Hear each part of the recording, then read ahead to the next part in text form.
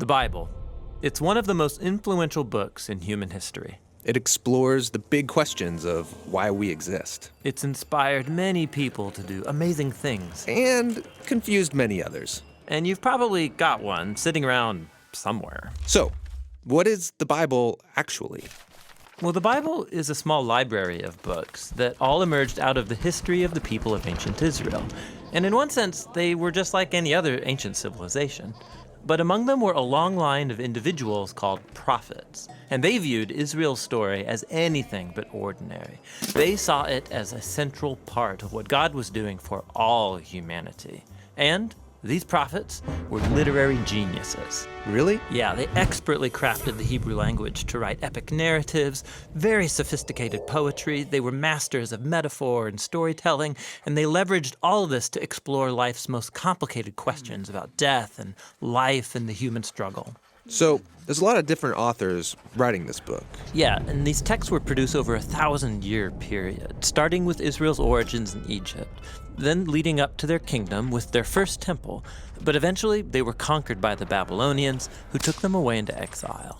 Then, at a crucial moment in their history, many Israelites returned to their land. They built a second temple, they reformed their identity, and this is when the Jewish scriptures began to be formed into the shape that we have them today. Okay, the Jewish Bible. What's in it? Well, in Hebrew, it's called by an acronym, Tanakh.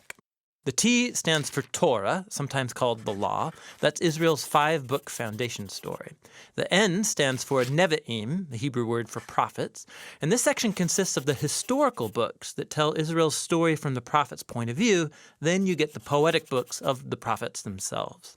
The K stands for Ketuvim, the Hebrew word for writings. This is a diverse collection of poetic books, wisdom books, and more narrative. And the Jewish people believed that through all of these literary works, God speaks to his people. Now, there were other Jewish writings being produced during this Second Temple period as well. Yeah, a really diverse group of texts. And these too were highly valued in Jewish communities. And there was debate from ancient times about whether or not some of these should be considered part of their scriptures. So, this is a lot of different writings over a long period of time. Why did they put them all together like this? Well, altogether, these texts tell an epic story about how God is working through these people to bring order and beauty out of the chaos of our world. And it all builds up to a hope for a new leader who would come and renew all creation. And then the Tanakh concludes, and this leader never comes. So it's an expertly crafted work, but it's missing an ending? That's exactly right. Now, a few centuries later, a Jewish prophet comes onto the scene named Jesus of Nazareth. He claimed he was carrying the Tanakh story forward. Yeah, so Jesus did a bunch of cool stuff, was killed, but his followers claimed he was alive from the dead. Yeah, they said that Jesus was that long-awaited leader who would restore the world. And so his earliest followers, called apostles, they composed new literary works about the story of Jesus. They called these Good News, or the Gospel.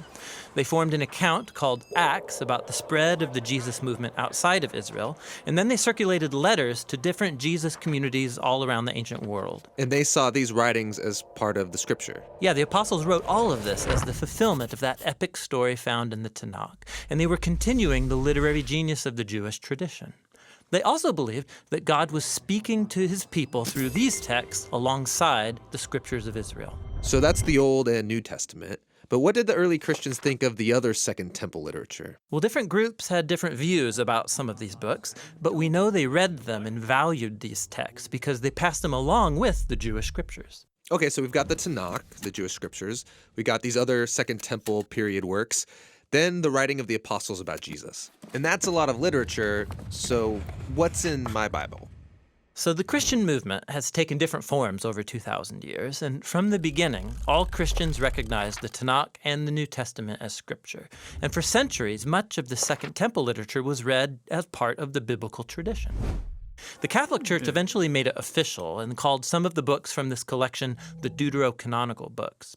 Some Orthodox churches used even more books from this Second Temple literature. And then in the 1500s, during the Reformation, Protestant Christians wanted to go back to the oldest writings of the prophets and apostles, so they accepted only the Old and New Testaments. Okay, I think I got it. But how does a collection of books produced over 1,000 years by all these different authors tell one unified story? Yeah, that's the question we'll address in our next video.